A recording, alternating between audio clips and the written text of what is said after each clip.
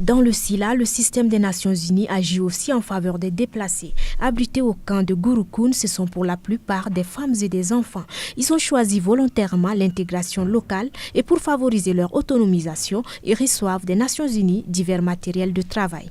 Le concept en tant que tel, c'est de substituer la motricité humaine, donc l'énergie que les femmes utilisent pour faire certains travaux de transformation des produits, notamment la mouture et le décortiquage, pour substituer cela à une force motrice, donc un moteur, et puis ça permet de libérer l'énergie pour mener d'autres activités. Pour la rencontre des femmes, un centre de formation et de distraction est créé. C'est ici que l'UNFPA, l'une des agences des Nations Unies, sensibilise ces femmes sur certains faits de société tels que la violence basée sur le genre. Les violences basées sur le genre constituent une violation des droits humains et préoccupent principalement les agences des Nations Unies.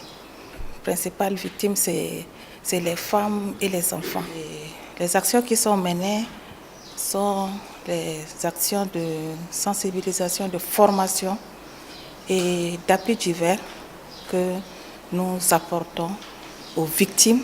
Les bénéficiaires témoignent qu'avec ces échanges, le taux de violence est désormais en baisse dans le milieu. À quelques mètres de là se trouve un centre de santé, œuvre de l'UNICEF. Il est tenu par un secouriste assisté d'une matrone. Le responsable exprime ici le besoin d'une ambulance car souvent les cas compliqués doivent être référés à Gosbeida. Les Nations Unies agissent aussi dans le Sila pour la cohabitation pacifique. À travers le bureau d'aide juridique de la LTDH, le PNUD finance le renforcement des capacités des autorités judiciaire. Aussi, un comité local de paix est créé. Plus de 5 on a déjà réglé depuis la création de CLP.